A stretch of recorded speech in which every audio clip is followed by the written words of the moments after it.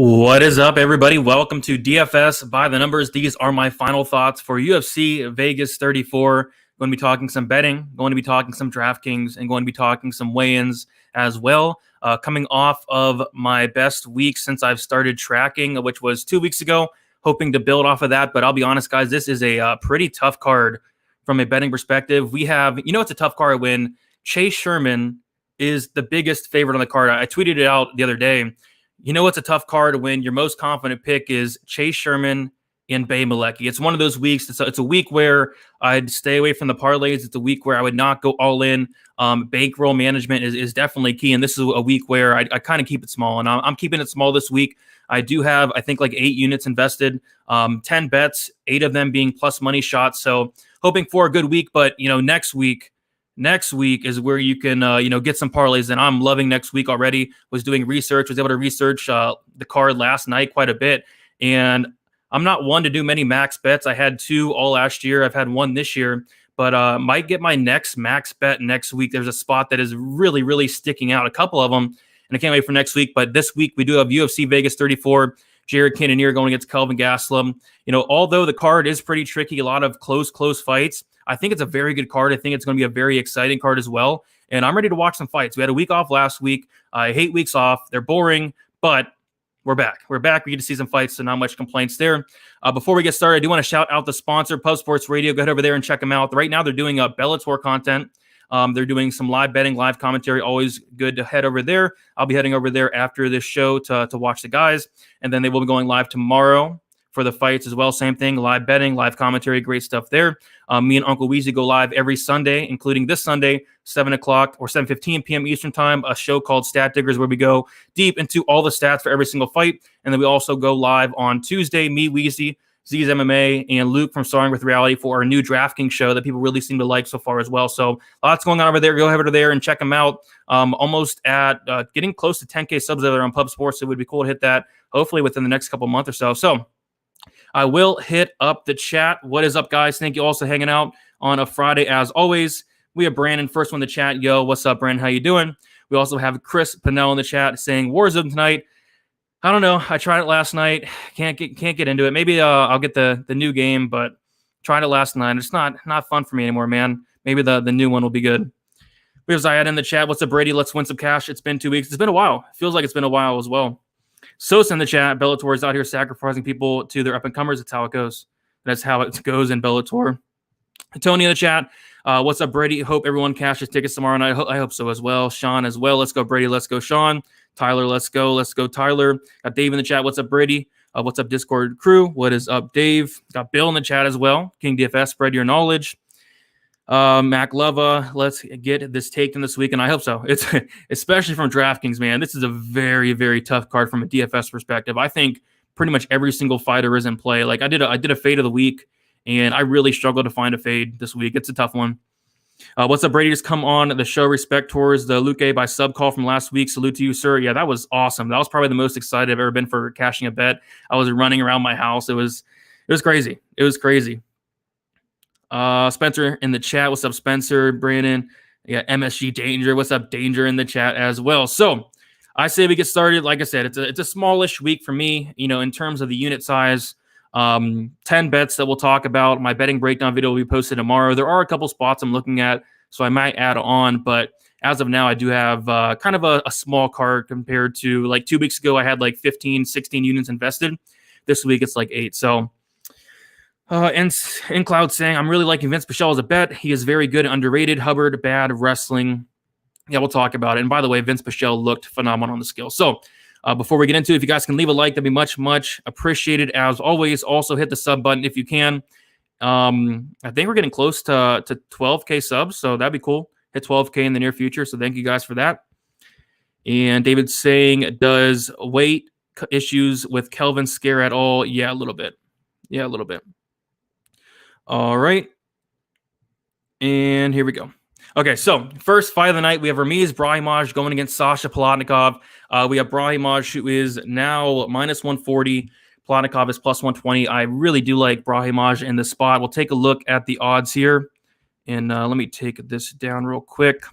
Okay, so I have two bets on this first fight of the night. The first bet I do have is Hermes Brahimage wins inside the distance, plus 165, 1 unit on that.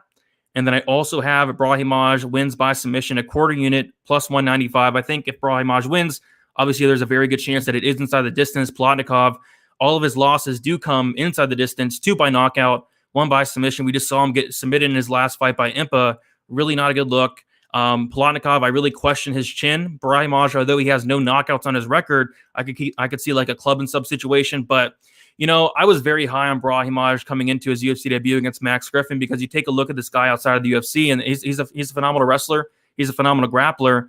But he comes in against Max Griffin, shoots 0 takedowns, and I'm sitting there shocked. I'm sitting there absolutely shocked. 0 takedowns against Max Griffin, and he loses. I mean, the only way he's ever won a fight was by submission. So to see him go in there and shoot 0 takedowns was very concerning. But if he does that again in this fight, I don't know. I don't know what to say. I mean, this is a fight where he's going to have a massive wrestling advantage, a massive grappling advantage. We've seen Paladnikov taken down more often than not. And I think if he does get him down, I think a sub is very, very likely here. So I'm very high on Brahimage in this spot. He's going to be my highest owned fighter on DraftKings as well. I think he has takedown upside, control time upside, and a early finish upside as well. So 2 bets, start off the night, 1.25 units total invested, and basically looking for a Brahimage sub here. So give me Brahimage for the win.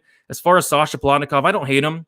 I could see a situation where maybe Brahimage decides not to wrestle again for some reason. I would be shocked if that happened, but maybe it does happen. At that point, Paladnikov would and then be indeed be live. Or if Brahimage, does not get him out of there early, maybe Paladnikov can take over late as he usually does. I was kind of looking at the under 2.5 rounds, but I kind of thought if there is going to be a finish, I do think it's more on the Brahimage side. I could see like a Paladnikov, maybe like a late finish. But yeah, I do like Brahimage here quite a bit. I do like him to win by submission as well.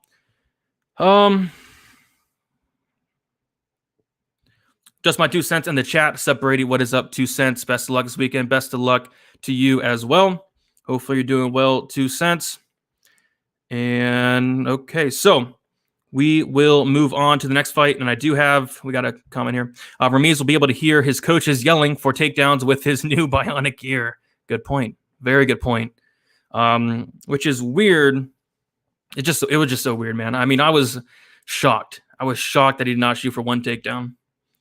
Brady, do you like Royval on DK? I do. I don't hate him. I think I have like 25% Royval. All right, so we shall move on. I do have an bet on the next fight as well. I do have Roosevelt Roberts, and I have 1.5 units on him at minus 134. I think it's a great buy low spot for Roosevelt Roberts, who we've seen been losing as a big favorite in his past couple fights against Kevin Kroom. He was something crazy. I want to say he was like minus 450, something crazy against Kevin Kroom. Gets rocked, gets submitted. And then against Jim Miller, again, he was a really big favorite. I want to say like minus 230, minus 250. He gets submitted by Jim Miller.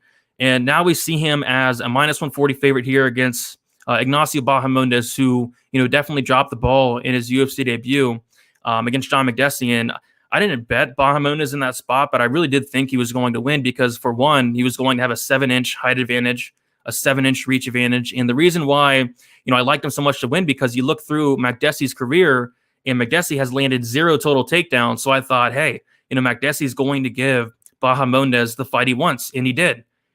And McDessie outlands him like 124-12. So it showed that Bahamondes, he has a lot of toughness, he has a lot of heart, but he's so hittable. And also something else I want to notice, if you guys did not see it, go check out the weigh-ins. On paper, Bahamondes is like an inch or 2 taller. Not sure the exact heights and reaches. I can check it out here. But if you take a look at the weigh-ins, Roberts was actually taller, which really surprised me. So yeah, on paper, Bahamondes 6'3", Roberts 6'2", but yeah, at the weigh-ins, Roberts was taller. So I love that, especially considering I do have a bet on him. But I think the striking's close. I honestly do favor the Bahamondes side ever so slightly, although he's very hittable. But where I think it's going to come down to is going to be the grappling. Roberts, when he typically loses fights, you look through his entire record, including amateurs, he loses by getting out-grappled. He got submitted in his last fight, got submitted against Jim Miller. He's been submitted on the amateurs. He got out-grappled by Vince Pichelle. To beat Roosevelt Roberts, you have to out-grapple him. It's just not something Bahamondes does. So I think there's going to be a huge skill gap on the mat between the two. And Roberts, solid wrestling. I can pull up the exact numbers here, but yeah, solid wrestling. He does average 1.75 takedowns per 50 minutes. I believe he attempts like a little over 3, and he does have a 53% takedown accuracy. So I think if he does get it down the mat, I think he's very live to not only, get some control time, but get a submission as well. Brahimage has been submitted in half his losses. So I like Roberts here. I have a 1.5 unit bet on him, -134. The line has not moved since then. And I like him to get it done. I think it's a buy low spot for Roberts. As far as DK, I like it as well. I think there's some takedown upside, control time upside, and maybe even a finish upside for Roosevelt Roberts. But yeah, give me Roberts here. I do like him to win the fight. And seeing the weigh-ins just made me a little bit more confident. Roberts is a busted prospect. That's what a lot of people do think, and that's why we're getting him here at such a good price. Such a good price. Got submitted by Jim Miller. Got submitted by Kevin Kroom. Is Brahimage going to out-grapple Roberts? No. Can't favor Roberts here. I'll give him another chance. Yeah, I'm giving him another chance. I think he's a good fighter. He just got caught. He got caught. It happens. Battle of the busted prospects. That's what it seems like, huh? Definitely what it seems like. So, oh my goodness. Moving on. Yeah, William Knight going against Fabio Charant. Yeah, I do not know what to do with this fight because, I'm not high on either guy. These are two guys that I'm typically looking to fade. I thought William Knight was extremely overrated. I believe he was a favorite against Da Eun-jung, a slight favorite. And then he was a favorite over Alonzo Menefield as well. And, he's big. He has some power, but he just doesn't really do much. And the same thing says for Fabio Charant. Like, Fabio Charant is even worse. I mean, I was watching tape on Schrapt, and I'm still, wondering how did he make it to the UFC because he just doesn't do anything well. No volume, no wrestling, lots of running away. He has a couple submissions on his record, but man. But yeah, we're seeing a huge line movement change here. William Knight opening up -325. He's now -175. Fabio Charant opened up +275. He's currently +150. I saw William Knight for an hour, was at -150 on FanDuel Sportsbook. At that point, I was getting kind of tempted because, although I'm not big on William Knight, I'm definitely not big on the Fabio Charant side, but I can't bet, especially -175 now. I'm good. I'm going to sit back and wait. If it does get to -150 again, I'll probably still pass, but it is tempting. Give me William Knight. Give me William Knight inside the distance as well. He has finished every single one of his wins outside of one, where he did one by decision, and Fabio Charant has been knocked out by Alexa Kamor. Fabio Charant has been submitted by Alonzo Menefield. So if William Knight does win, I do think it's inside the distance, but that's -110. No, thank you. But what I did do was in my DFS article for my low-owned dart throw, I did put William Knight 9,400. I think he's going to be the lowest owned out of that 9K range. So I did go over the field on William Knight this week because I think if he does win, it is inside the distance, and he's going to be virtually not owned at all. I think nobody's going to play William Knight this week because you have fighters up in that 9K range like Brian Kelleher, guys like Chase Sherman, guys like that. So I do think William Knight's going to be very low owned. For that reason, I do have some interest. But other than that, it's really hard to play this fight from a betting perspective. Even like the props, I'm not interested in whatsoever. Fight doesn't go to decision, -230. No, thank you. No, thank you. So I will take William Knight for the win, though. Knight, first round, ground and pound. Yeah, I can see it. I think a Knight can absolutely win inside the distance. And like I said, I do think he'll be low owned, but from a betting perspective, I cannot really get there. So, staying away. All right. Next fight, we have Bay Malecki going against Josiane Nunes. Bay Malecki -160, Josiane Nunes +140. And I was very tempted on the Bay Malecki side at -115. I ultimately decided to pass. And now at -160, I'm definitely not going to play it here. But I do like her to win. If you guys saw the weigh-ins, they look like 2, maybe 3 weight classes apart. It's pretty crazy size difference there. And actually kind of like a lot of Bay Malecki's game, lots of volume. I think she's pretty solid on top, very heavy on top. Have some submissions on her record as well. And, Josiane Nunes, if she does get stuck on bottom or she does get put on her back, she does tend to get stuck on bottom. And especially with Malecki being the much bigger fighter as well, I think Malecki can have a ton of success on top. So I do have a bet on this fight. I didn't want to go crazy on it, but there was a prop that did stick out to me. It was the fight doesn't go to decision. I put half a unit on it at +135. I think it's around +115 now. And I think there's a very good chance that this does finish either way. You take a look at both fighters, and between amateur and pro, they've combined for 2 decision wins. When they typically win, they do typically win inside the distance. I can see Bay Malecki getting on top, finishing with ground and pound, maybe a submission, or I can see Jose Nunez maybe closing the distance. Bay Malecki is hittable, and Nunez has finished, I think, like her last 5-6 wins by knockout. So yeah, I took a shot on the under. I don't love it, but at that number, I'm willing to take a shot there. I think there's a solid chance it does finish. As far as DK goes, I think this fight will be somewhat low owned, and I think it can, score pretty decent. So I am a little bit higher on the Bay Malecki side. Lots of volume, like I said. I hope she goes for takedowns here. She officially has not a takedown in the UFC, but she has been able to get on top in the Macedo fight, in the Santana fight. If she does get on top here, I think she's going to have a ton of success against the much smaller Nunez here. So Malecki for a pick. The fight doesn't go to decision for a bet. And something else that tempted me was Malecki inside the distance, which at the beginning of the week, it was plus 300. Now it is plus 260. Not horrible, but I'm going to take Malecki to win by finish. But I just took the fight doesn't go to decision to cover both sides, because obviously if Nunez wins, it is probably by knockout. And I think Malecki has a solid chance of finishing herself. But yeah, I guess I'm kind of looking forward to this fight. It's going to look pretty hilarious, but I think Malecki can get it done here. Nunez mismatch, yeah, certainly does look like it, at least from a size standpoint for sure. Nunez getting it kneed in the head. I can definitely see it. Battle of the hotness, Malecki minus 1 million. Yeah, might be a decent parlay piece there, because she is definitely the better looking fighter for sure. Spencer asking, is this fight low owned on DK? I think so. I think it's one of the lower owned fights for sure. Don't really see many people, playing a lot of this fight. I don't remember my exact ownership, but I do know I do have a decent amount of the fight as a whole.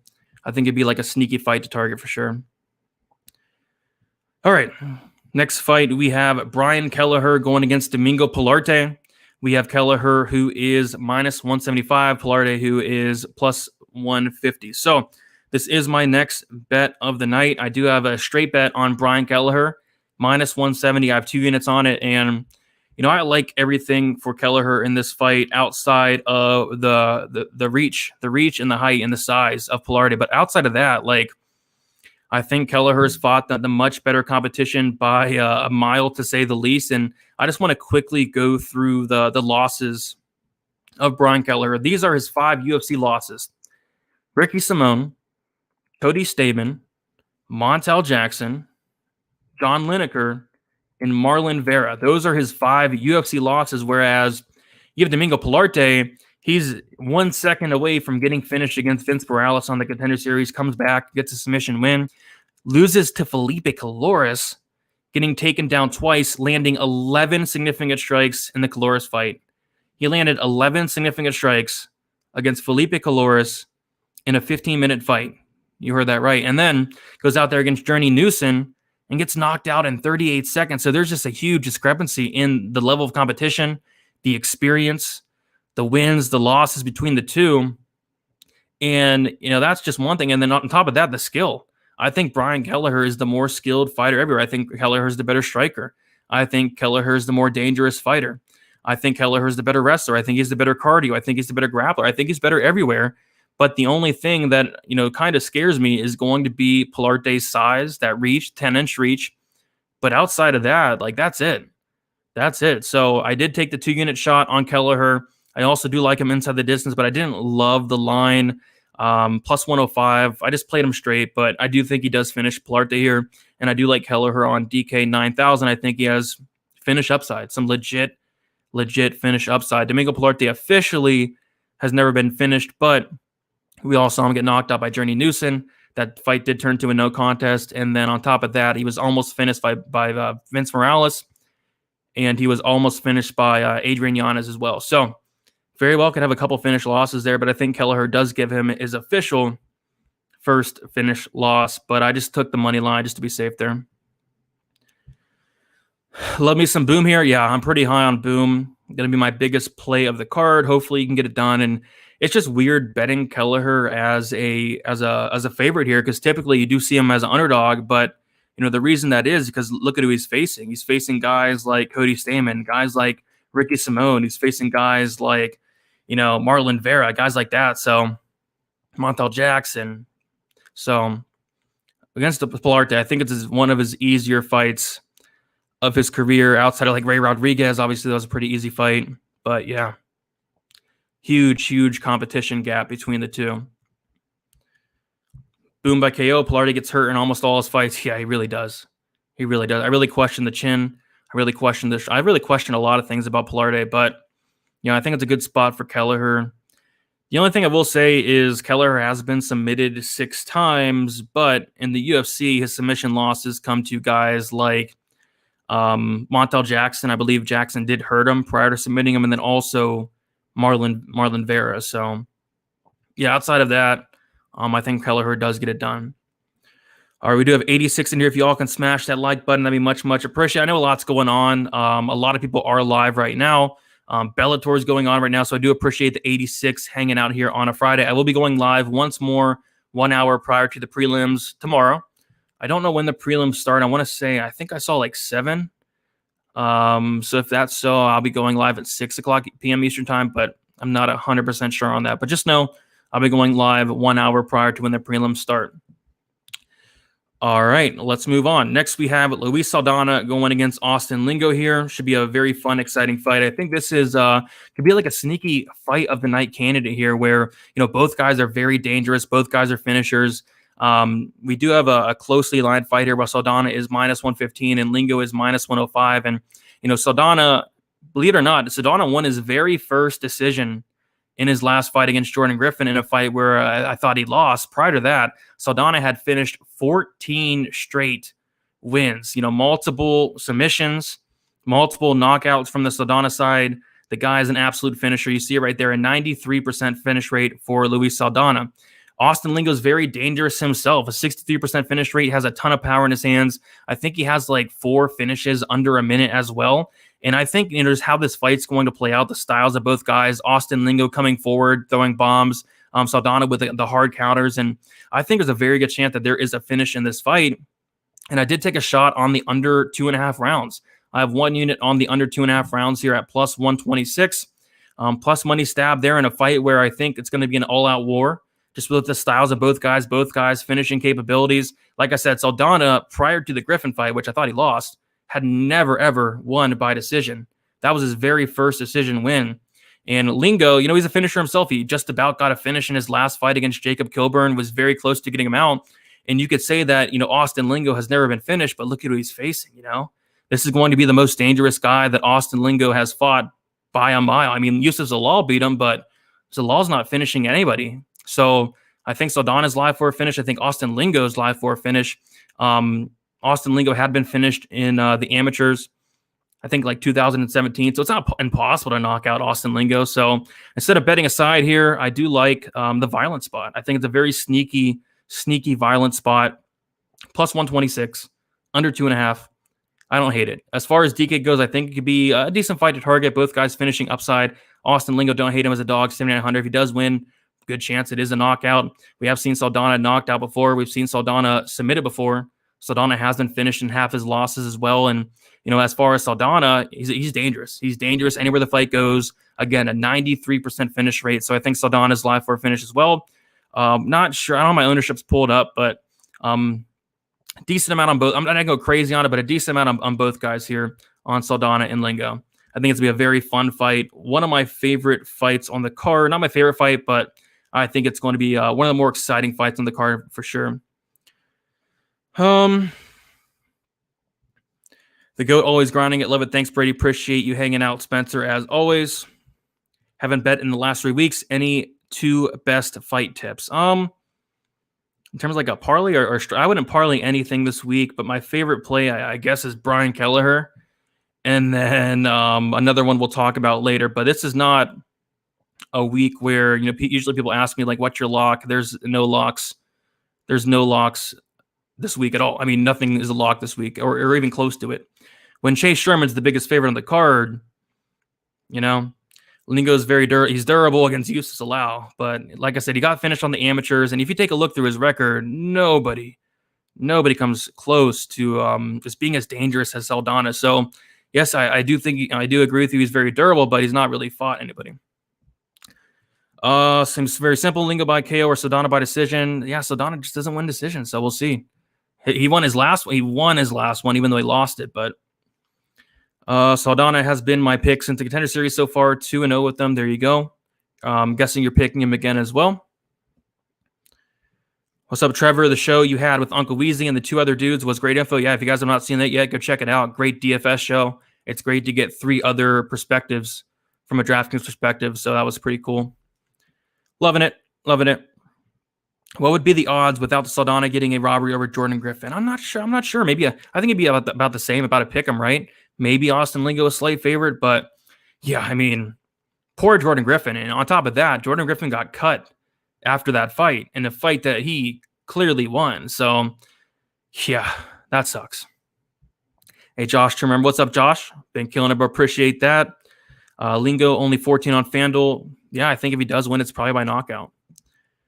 Jump on Warzone. I don't know. Not much of a video game guy these days. I don't know. We'll see. Parker Porter, biggest upset this week. Yeah, lots of people on Porter. We'll definitely see. Probably a more popular dog on the slate. Parlaying Lingo and Paladnikov. Fight doesn't go to decision. Good luck on the unders. Good luck to you as well, Bryce. Good luck to you as well. Porter on his second camp for Sherman. Yeah, Porter's looking in somewhat decent shape. What is up, Payne? Z told me to say hi for you. What is up, Z? Good luck on your bets tomorrow. Colin saying, I'm going to kiss you, Brady. I don't know about that, but appreciate you hanging out, Colin. Appreciate that. Payne saying he max bet Kelleher. I don't hate it. I mean, that's something I do. But yeah, I'm pretty high on Kelleher myself. He is my biggest play of the night. So hoping he gets it done. Pretty confident in it, but this is a card where it's hard to be, overly confident in really anything. Again, the biggest favorite on the card is Chase Sherman. So take that as you will. So just hit 100 in here. If you all can hit the like button, again, always much appreciated. Thank you for hanging out on Friday, as always, 7 o'clock p.m. Eastern time. We will get to the next fight. And this is in my opinion, the best fight on the card. I'm looking forward to this fight so much. Alexander Pantoja is one of my favorite fighters. And Brandon Royval is a guy that, personally, I kind of thought he was a little bit overrated. I thought he was a little bit overhyped, but he's definitely been proving me wrong, quite a bit. I'm very impressed with him. I'm seeing a lot of, improvements with the guy in terms of his striking, in terms of his overall game. And, it's a close fight. It's a very close fight, and opened up Alexander Pantoja minus 125, and he's currently minus 180. I kind of more so agree with the opener because I think Brandon Royval can present some problems here in terms of, his really unorthodox style, his really, volume heavy approach, and it just the pace that he pushes. We have seen Pantoja slow down in the past. In the Askarov fight, he slowed down a ton. Askarov pushes a really, really high pace, and I think Royval can definitely pose some problems here to Pantoja. I think it's going to be a very close fight. Something to note, and it combined 45 fights between the two. 45 fights. Only one time has one of these guys lost inside the distance, and that was a shoulder injury for Brandon Royval against Brandon Moreno.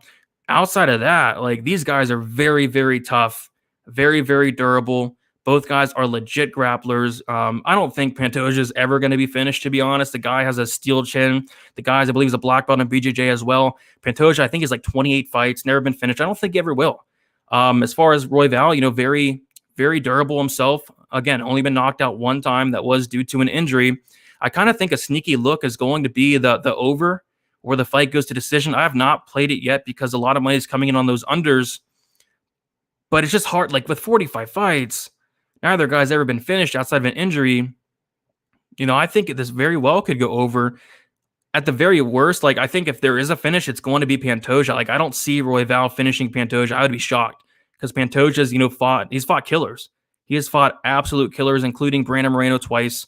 Guys like Davis and Figueiredo, and they haven't been able to put him out. And they've, Figueiredo landed some huge shots on Pantoja. The guy has a steel chin, and again, a great grappler. So I kind of see this going the distance, which fight goes to decision, I think is minus 125, minus 130. I'm going to keep sitting back and waiting, but if I can get close to plus money, I might take a look there. But as of now, I am going to pass. I do think the line's slightly off. I'm not going to play Royval, but I think it'd be a very close competitive fight. I do think it goes to decision. And, maybe Pantoja does slow down as the fight goes on and Royval can steal that third round. Maybe those first 2 rounds are close. So I'll take the dog with not much confidence. Again, I'm a huge Pantoja guy. Not the biggest Royval guy, but I do think this is a close, competitive, very fun, very exciting fight. As far as DK, I think it's a solid fight to target. Pantoja 8,900. If he does win, it could be a finish. It could be a finish. But Royval, if he does win, it's probably a very high-paced fight, lots of volume, maybe some control time mixed in there as well. So, yeah, I think it's a solid fight to target on DK. But, yeah, no bet here for me. I'm going to sit back and wait and see where that fight goes, the decision line goes, where the over. But as of now, no bet. And by the time the fights do start, it might be just a fight I sit back and watch as a fan because it's a phenomenal fight, to say the least. Looking forward to it for sure. Hit the like button. I agree. Royval inside the distance, plus 350. Royval plus 150, under 2.5. I just don't see him finishing Pantoja. He'd be the first one to do it. And again, Pantoja has fought like killers. Payne saying plus 1,800. Guida around 3 sprinkle. Clay Guida plus 145. We'll get there. Gonna reveal that long shot parlay. You were close 2 weeks ago. I think you were like one off. Hopefully get it this time. Dominic, my man, Brady Love from England. Good luck, guys. Let's go. Brady gang, let's go. Dominic, good luck to you as well. Last time I bet against Pantoja was with Askar plus 165. There you go. I was on Pantoja that fight. Very disappointed in that, and his gas tank in that fight for sure. Royval looks like he had on some muscle. Yeah, Royval looked good for sure at the weigh-ins. Does Cannonier score well if it goes the distance? Yeah, I talked about this a little bit in my DraftKings breakdown. I don't think so. I don't have much Cannonier in DraftKings for that reason, because if he does not get a knockout, which Calvin Gastelum's never been knocked out, if he does win a decision at 8,700, is it going to score a ton? I don't really think so. So I'm with you. I don't think it really scores that much. So I'm more on the Gastelum side, just due to the price. Louis saying Guida, Porter, Royval, Saldana, Malecki, Roberts parlay. Thank me later. If you hit that, if anybody hits a parlay this week, congrats to you. It's going to be nearly impossible, especially mixing in underdogs like that. That's going to be nearly impossible. Yeah, good luck. Royval's very exciting to watch. I agree. Very exciting.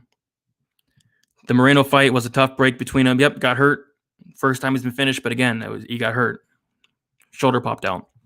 Got Billy in chat. What is up, Billy? Good luck on your bets. Good luck on your bets as well. I'm assuming you are having some Bellator bets as well, so good for you. Hopefully you do hit those, and also some UFC as well. I went with Matson and Bay Malecki. It's going to be a long weekend. Yeah, I think they both do win, but yeah, Bay Malecki, I'm a little bit iffy about it, but we'll see what happens. I think Royval, I can kind of see that, maybe like a third round finish for Royval. If he does slow down like he did in the Askarov fight, I can kind of see that. But again, like Pantoja's next level toughness, next level durability. But I get what you're saying. Yeah, I wouldn't even parlay 2 favorites. There is 2 favorites I would not even parlay, even think about it. I haven't done a parlay in a month, and it's been phenomenal. I'm trying to stay away from the parlays as much as possible this year, and it's been working out. Seems like a round robin dog. Yeah, it could be a lot of dogs that hit. Definitely could be a lot of dogs that hit. So we'll move on. And here we go. Vince Pichelle going against Austin Hubbard. I'm so tempted on Vince Pichelle. I was talking about it on Stat Diggers 2 weeks ago when me and Uncle Weezy went live, and I was very tempted then, and I'm very tempted now, especially seeing the line minus 110. I'm kind of sitting back and waiting, hoping I can get plus money on Vince Pichelle, because I think it's a solid matchup for him. How do you beat Austin Hubbard? You take him down, you out-control him. How do you beat Austin Hubbard? You have to be the better grappler. And I think that, Pichelle is the better grappler in this fight. And you take a look at some of the fights that Austin Hubbard is winning. Dakota Bush came in on very short notice, gassed out. I believe he dropped a round on that fight. Yeah, he dropped the first round in that Dakota Bush fight. Other than that, against Max Roskopf, he dropped the first round, of course. And then that's the fight where Max Roskopf slowed down a ton, got beat up in that second round, and did quit after that second round. And then Kyle Prepelic, who's not a grappler. So those are his 3 wins. Max Roskopf, gasser, Dakota Bush, gassed, and Kyle Prepelic, striker. Here's his 3 losses. Joe Selecki, grappler. Mark Matson, wrestler, grappler. Davi Hamush, grappler. What is Vince Pichelle? Grappler, and a very good one as well. You take a look at some of his stats. He averages 3.83. takedowns per 15 minutes with a 60% takedown accuracy. Like, that is impressive. And that's out of like a what? 1, 2, 3, 4, 5, 6, 7, 8 fight sample. Like, those are very impressive numbers. Very impressive. Was able to out-grapple Jim Miller. Was able to out-grapple Roosevelt Roberts. Very impressive. So, yeah, I like Vince Pichelle here. The only thing that does scare me is going to be the age of Pichelle. But if you saw him at the weigh-ins, my goodness, did he look good. That's the best shape Vince Pichelle has ever looked. And the guy's 37, 38 years old. So I'm going to sit back. I'm going to wait. I see minus 108. I'm hoping I can get plus money, but I have not bet it yet. We'll see where the line's at tomorrow, but this might be a potential play for me, especially after talking about it again with you guys. I think Vince Pichelle is in a very solid spot. Austin Hubbard has been taken down a handful of times, 58% takedown defense, taken down against Dakota Bush once, taken down by Max Roscoff twice. Joe Selecki didn't even need to take him down, choked him out standing. Mark Madsen, no shame in that, but he took him down 8 times, and then Davi Hamush took him down 3 times. The only person that has not taken him down is Kyle Prepelec, the striker in Prepelec, who averages 0 takedowns. So again, like the age is the only thing for me, but outside of the age, I think it's a very solid spot for Pichelle. 8,200 on DK. I do like that quite a bit as well. I think if he does win takedowns, grappling, and Austin Hubbard, when he's winning, he's beating these guys that are gassing out. Again, Roscoff gassed out, Dakota Bush gassed out, Prepelec striker. Vince Pichelle's not going to gas out like those guys, especially considering the shape he's in now. I don't think he's going to gas out. Like, Vince Pichelle is not going to gas out. So, yeah, I like Pichelle here. I'm talking myself onto him even more as we speak.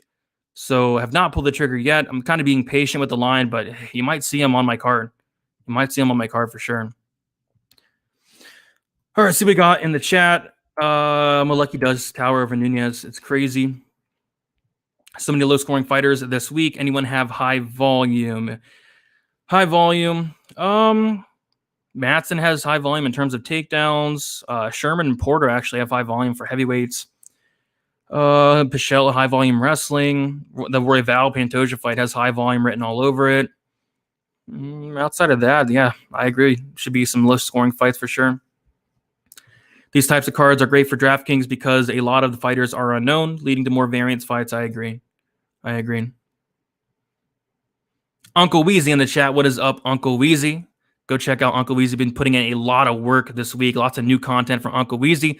Shout out to him. We will be going live on Sunday to break down UFC Vegas 35, which I am so excited for. I'm so excited for next week's card. It's phenomenal. I'm going to have at least like 2 big bets. 2 big bets are really sticking out. Just waiting on some lines, and I'm ready to pounce.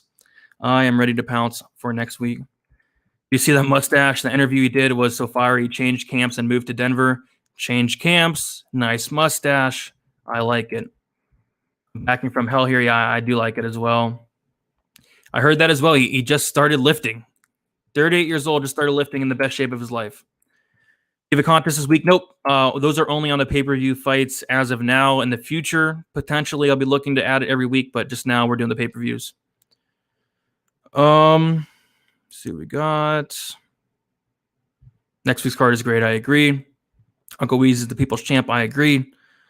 Royval's last fight was against the champ, and he still looked great. Quick injury, but he's grown so much. Yeah, injury. It was a close competitive fight for the most part. Got injured. It happens. So, but yeah, Royval Pantoja cannot wait for it. All right. You think Pichelle? I don't think he'll score a ton, but on this slate, it could be enough. You take a look at some of his past scores, pretty decent. But yeah, takedowns, control time, that's kind of what we're looking for DK. So I don't think he's going to score like 100 plus, but maybe he does score like 90 points, around 8,200. Not terrible. I have a decent amount of Pichelle. Not much Hubbard. No problem, Uncle Weezy. All right, so we shall move on to Trevin Jones going against, let's see if we can pronounce his name halfway decent. Sayakabab Kakramanov going against Trevin Jones. Should be a fun fight. The props are really sticking out to me here. I've not bet anything yet, but Trevin Jones minus 145, Kakhramonov is plus 125. What's weird about this was Trevin Jones opened up minus 300, went down to like a plus 120, plus 130 dog, and then now he's back to a minus 145 favorite. I do like Trevin Jones in this fight. You take a look at Kakhramonov coming in on short notice. I don't like that. He missed weight. I don't like that. He does tend to slow down as the fight goes on. I don't like that, especially on short notice. And you see him in a lot of his fights, he does go to that wrestling, that grappling, which against Trevin Jones, I don't know if that's going to work out. Trevin Jones is a black belt in BJJ. I know we haven't got to see that yet in the UFC, but does have some grappling nonetheless. And, what I do like about Jones is the toughness. He's never been knocked out in his career. Got close against Tamir Valiev, but just showed pure toughness, battled through it and got a knockout himself. So, yeah, interesting fight because, you take a look at Trevin Jones prior to the UFC, he had 1 knockout win, and now he has 3 knockout wins. So where did this power come from? I have no clue, because he was a decisionator outside of the UFC, but now he comes in the UFC, and all of a sudden he has this crazy power. Plus 480, Trevin Jones sticks out just a tad because, again, he has shown power in the UFC, but prior to that, it's decision after decision after decision. Plus 480 kind of stuck out to me, but even some violence here cannot be the worst look in the world because Sayekabab Kakhramonov, he's going to go in here. He's going to try to get that early finish. He has a bunch of early finishes on his record, and if he does not, I can see a scenario, especially on short notice, because this guy gasses out regardless. Short notice, misses weight. I can see a scenario where he does slow down after that first round if it does not get Jones out of there, and Jones can finish him himself. So minus 185, fight doesn't get the decision. Don't hate. I'm curious to see what the under 2.5 rounds is. I saw on FanDuel Sportsbook the fight ends in KO is plus 175, but both guys could find subs. Yeah, I'm gonna sit back and wait, see where this 2.5 opens up. But I wouldn't hate like an under 2.5 rounds in this fight. Maybe like a Kakhramonov early type situation and a Jones late situation. But yeah, I'm kind of thinking violence here. I've not bet anything yet, but I'm kind of thinking violence in this spot. As far as DK goes, didn't go crazy on either guy here, but if Kakhramonov does win, it is probably early. If Trevin Jones does win, maybe he does continue that knockout streak. He's shown phenomenal power, and Kakhramonov has been finished before. So, yeah, solid fight to target for DraftKings. Not crazy about it, but I think it's solid. And then I'm kind of thinking violence or that Jones decision prop plus 480 just seems a tad off. Like, according to the odds, like, he's the least likely to win by decision. Yeah. He is the least likely to win by decision according to those odds, which is interesting considering he was a total decisionator outside of the UFC. But yeah, no bet yet. Stay tuned to my Twitter, DFS_numbers, Instagram, DFS by the numbers, because you might find a potential violence bet there. But again, I don't know. I think it could finish. But just taking a look at Jones outside of the UFC does scare me a little bit. Hope you guys appreciate the amount of work me and Brady are putting on behind the scenes. Yep, lots of hard work does go down. I was up to like 5 o'clock in the morning researching next week's card. Was able to get through some tough as well, which was awesome. So definitely looking forward to that. Trevin is underrated. When will the bookies start realizing this? Actually, the bookies maybe overrated him this time. The bookies open up at minus 300. But I could definitely get what you're saying. Like, yeah, they do underrate him. He was a huge underdog against Tamir Valiev. He was a huge underdog against Mario Batista as well. Let's go. Am I late to the main card? I don't think. Yeah, I think you're a little bit late, but it's all good. I'll take the All-Star. Yeah, I'm leaning Jones as well. Violence bet. Yeah, like a Kakhramonov early or a Jones late. Depending on the line, I'll take a look at it. Bellator fight is crazy. Not watching Bellator. I'll be tuning in after this, though. We got Jeff in the chat. What is up, Jeff? Jeff has been killing it with his play. I saw he made a huge bet, I think, today. Shout out to Jeff. Killing the bets. What's up, Brady? Let's make some money this weekend. Let's go. Let's get it. Yeah, I got you. Yep. He's been an underdog. Hard work just got done roofing all day. Shout out to J-Dog. If Jones doesn't get knocked down in the first round, he's fine. I agree. And,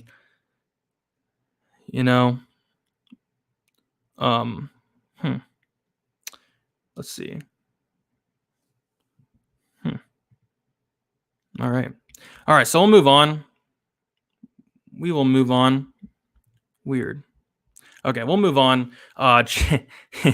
Chase Sherman going against Parker Porter. Chase Sherman is indeed the biggest favorite on the card at minus 190. The biggest favorite on the card was originally William Knight, but now it is Chase Sherman. Yeah, I like Chase Sherman here. I do like him quite a bit, honestly. I know Parker Porter is one of the more popular dogs on the card. I get why, I guess, but Sherman has fought the much better competition by a mile. I think that Sherman is the more durable fighter for sure. The guy can absolutely take a punch. Both guys are very hittable, but I do question the durability. I do question the durability of Parker Porter. I question the hittability of Parker Porter as well. And Chase Sherman is a finisher. We'll take a look at the finish stats here. Chase Sherman, a 93% finish rate. All by knockout. The guy hits very, very hard. Parker Porter has been finished in all of his losses, 5 out of 6, and then the one loss was a DQ loss. I think it was like a legal shot to the back of the head, something along those lines. But, when Parker Porter does lose, it is inside the distance. And when Sherman does win, it is inside the distance. I like Sherman here. I think he's going to be the much better fighter. I think he's going to have a massive athletic advantage. Hits very hard. And with how hittable Parker Porter is, I think there's a very good chance that Sherman not only wins, but finishes his fight pretty early. And I am high on Chase Sherman. I tweeted it out the other day. Chase Sherman, as ugly as it is one of my most confident picks on the card. And that's just the kind of card we're dealing with, because how can you be confident in Chase Sherman? But I think it's a solid matchup for him. I think this fight does end inside the distance, which is weird because we see the fight doesn't go to decision at minus 185. I mean, yeah, I don't really get that. I think there's a very good chance that this fight does finish inside the distance, but I think it's going to be more so the Sherman. I think he's the harder hitter by a mile. Parker Porter doesn't really look like he hits that hard. I mean, he has some knockouts on his record. He has some grappling, but listening to his interview, it sounds like he wants to stand and bang. He said he's looking for that 50K bonus, which is not a good idea against a guy in Chase Sherman. So I like Sherman here, and I do have 2 bets. I have 2 bets on this fight. The one being Chase Sherman wins inside the distance, plus 110, 1 unit on it. And then I also have a quarter unit on Sherman wins by knockout, plus 130, a total of 1.25 units on a Sherman violence bet. So let's get it. Let's get it. And hopefully Sherman gets it done. Charant at 6,800, please. No thing. I mean, not for me. Not for me. You go ahead, but definitely not for me. I'm not very confident in Chaser. I don't understand the dog love. I don't really get it as well. But I guess he's a fan favorite, apparently. Fading Knight. You're talking about in terms of like betting or DK. I wouldn't completely fade him because he is a finisher. Roberts via sub plus 385 thoughts. Don't hate it. I think that's how he wins. Sub. I think sub's on the table, but I did take the money line because I think he can also win by decision. And Porter did look in much better shape, but yeah, I think Sherman does put his head into the third row. So we will move on to the most anticipated fight on the card. I see a lot of people very confident on one side or another. Mark Madsen going against Clay Guida. And it's a tough fight to call because I do like Madsen here. I do think he has more paths to victory. I think, he has an early finish upside. And then I also think at the very least, he can win those first 2 rounds. It's just, it was hard for me to, put money on the money line at minus 155 on a fight where we know for almost certain that Madsen is going to lose that 3rd round. So for me, it was hard for me to get there, but I do think he has more ways to win. I think an early finish is live. That's actually how I'm picking him to win. I'm picking Mark Madsen to win by a first-round submission. Clay Guida has been submitted 10 times, and I heard an interview with Clay Guida, and something that really stuck out to me was he said he wants to out-wrestle Mark Madsen. He said he's going to go in there and shoot for takedowns against Mark Madsen. So if he does that, like the guillotine is 110% on the table. Clay Guida's submission defense is very, very suspect. So I did not touch the money line of Mark Madsen. But what I did do was I took two small shots here. So the first shot I did do was going to be, I put a quarter unit on Mark Madsen to win by first round submission. You take a look at Mark Madsen in all of his finishes. I believe they're in the first round. And Clay Guida has been submitted 10 times. 10 times. So I think if Mark Madsen is to finish the fight, I do think it'll be in the first round, and I do think it'll be by sub. So plus 1,500, I took a quarter unit stab there. What I also did was I took a quarter unit stab on Clay Guida wins in round 3, plus 2,100, and a quarter unit on that as well. I think that, Mark Madsen's going to win those first 2 rounds at the very least, but that third round is going to be very sketchy, especially with the pace that both guys put on. Madsen puts on a crazy wrestling heavy pace, and Clay Guida, crazy pace himself. So I can see a situation where Madsen slows down tremendously in that third round, and Guida's able to get him out of there. So 2 shots here, looking for an early sub for Madsen, and then looking for maybe a Clay Guida late finish. But not a fight I want to be invested too much in. Only a half unit total for me on this fight. I like Madsen. I think he has more paths to victory, but just going into it knowing he's going to lose the third round if it goes into it, it's just hard for me to get there at minus 155. So the pick for me is Madsen. I know Guida is like the dog of the week, but I don't know, how does Guida's going to have to squeak out round 2? I don't know. Maybe a third round finish, but yeah, I think Madsen does win at the very least those first 2 rounds. But yeah, third round, I will admit, will be very, very sketchy. If you are betting on Madsen, you will probably be sweating in that third round for sure. So, yeah. Give me Madsen, though. As far as DK goes, I think both guys are in play. Both guys put on a crazy pace. Madsen, 9,100. If he does win, a ton of takedowns, control time. If Guida does win, great pace himself. Maybe he can get takedowns as well. So, can I have a wrench? No, I have 4 or 5 mods right now. If I need to get another one, I will. Clay has the long, sweaty hair in your face strategy. Yes, he does. The General taking notes. What's up, General? Your thoughts on Madsen, Bahamondes, Cannonier parlay? I would not parlay anything at all this week, especially Bahamondes since I'm picking Roosevelt Roberts. Weezy taking notes as well. Yep, Payne, I will hit you up if I do need another mod, but it looks like the mods are taking care of it.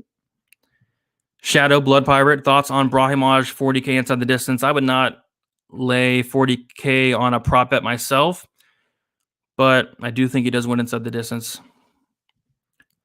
Oh, see what else. If I missed anything, we're at 53 minutes. I'll go about another 7 minutes here. Trevin Giles. Or Brian Kelleher on DK. Trevin Jones or Brian Kelleher on DK. Give me Kelleher. KG all the way. You're about to talk about that. Okay, so main event. Jared Cannonier going against Kelvin Gastelum. First look, I thought that I would be on the Gastelum side. I thought that he would be able to mix in the takedowns, be the more well-rounded fighter, getting takedowns here or there, control time possibly. You take a look on paper, Cannonier's takedown defense is 52%. No, 52%. 54%, my bad. It's 54%, but a lot of those were because heavyweight and light heavyweight. If you take a look at his middleweight takedown defense, it is 78, 79%. So went back and watched the tape, and Cannonier's takedown defense is very, very good, and his get-up game is even better. This guy is very hard to hold down. So I think the wrestling for Gastelum is off the table, to be honest. And at that point, if it is striking for 25 minutes, I do favor Cannonier. He's going to have a 6-inch reach advantage. I think that's huge to mention. I think it's huge to mention that he's going to have a 6-inch reach advantage. He's going to be the much bigger fighter, the much stronger fighter. If you guys saw the weigh-ins, Cannonier was jacked. Cannonier was absolutely jacked, and Kelvin Gastelum struggled to make weight. He missed weight, I think, by a quarter of a pound, went back and cut that weight, but he did not look good to me. Cannonier's going to be the more physical fighter, the harder hitter. And I think those leg kicks as well are going to be a huge difference in this fight. The only thing that concerns me is, what happens if this fight does get in the 4th and 5th round? Kelvin Gastelum does have 5-round experience, whereas Cannonier does not. But yeah, I kind of like Cannonier here, and we're seeing a lot of money continue to come in on Gastelum even after the weigh-ins, which kind of surprises me. But I'm going to sit back and wait, see where this line goes. I see it actually minus 132 for Cannonier on 5 dimes. Yeah, I'm going to sit back and wait. No bet on this fight for me yet, but I am getting tempted on the Cannonier side. The only thing I'll say is when Cannonier does win, it is by knockout, and Kelvin Gastelum's never been knocked out. I don't think he ever will be. The guy has a steel chin. But yeah, I kind of like Cannonier. As far as DK goes, Cannonier 8,700. If he does not get that knockout, I don't think he can hit the optimal lineup. I think he's going to need a finish to hit that, especially because Cannonier is not going to go for takedowns. He's not going to get control time, whereas Kelvin Gastelum, 7,500. If Kelvin Gastelum does win a decision, maybe he does mix in a takedown here or there. 5 rounds to work with. I'm more so on the Kelvin Gastelum side in terms of a DK standpoint because of the price. But as a whole, like the main event, I'm not overly high on from a DK perspective. Like I don't have much ownership between the two. A little bit more high on Kelvin for the price, but yeah, not. I don't know. I think he'd be one of those main events where it doesn't hit the optimal lineup. Like even 2 weeks ago, Cyril Gahn, Derek Lewis, that was not optimal. I could see another situation where this fight's not, especially if Cannonier does win. But yeah, I like Cannonier. Waiting to see where the line goes, but yeah, give me Cannonier to win the fight. Jared, straight bet. Jared by KO plus 195. Yeah, I just don't know if he can knock out Kelvin. But you are right. He took a lot of damage. Jared's a middleweight, but still carries the heavyweight power. Jared, he has a ton of power. Chances, Pantoja, I could think it could happen. But man, both guys are so durable. When's the last time Kelvin was KO'd? Never. Gastelum looked hesitant to engage against Whitaker. Can't help but to think the same thing happens again. He hasn't been looking good. I know he beat Ian Heinisch, but could see if he goes to those leg kicks early, I can see him definitely hurting Kelvin Gastelum. So I'm going to sit back and wait. I'm going to see where this line goes, but some things that potentially could end up on my betting card would be a potential Cannonier bet. I'm going to wait and see where that lines at tomorrow. A potential Jones and Kakhramonov violent bet under 2.5 potentially. And then I'm also looking at really hard at Vince Pichelle as well. So those are 3 spots I'm looking at. But as of now, I'll quickly go through my bets. Then we'll head out of here. My bets, I have 2 straight bets. Brian Kelleher, 2 units, minus 170. Roosevelt Roberts, 1.5 units, minus 134. Saldana Lingo, under 2.5 rounds, plus 126, 1 unit. Maleki Nunez, fight doesn't go to decision, half a unit, plus 135.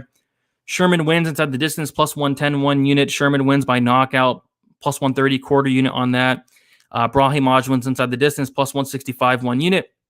Brahimage wins by submission, plus 195, quarter unit. And then Clay Guida wins in round 3, quarter unit on that, plus 2,100. And then Mark Madsen wins by sub in round 1, plus 1,500, quarter unit on that. Thank you all so much for hanging out. If you all can leave a like on your way out, to be much, much appreciated as always. And yeah, tune into the live stream tomorrow, 1 hour prior to the prelims. Really do appreciate you all hanging out as always on a Friday. You want to shout out the sponsor one more time, Pub Sports Radio. They're live over there right now doing Bellator content. I'll be heading over there to watch them and Bellator, some of that as well. So that's about it, guys. If you have any other questions, you can hit me up on Twitter, DFS_numbers. Instagram is DFS by the numbers. I'll be posting my bets sometime tomorrow as well. And I'd caution a little bit on this card. I wouldn't go all in. I wouldn't really do the parlays. But I'd save the parlays for next week. I think there's a lot of parlay options for next week. But this week, there are literally not any 2 fighters that I'd parlay. So that's about it, guys. Good luck. Thank you again, Sosa, for hanging out. Got John in the chat as well. Thank you for hanging out. Josh in there as well. So we'll see you guys tomorrow, and good luck.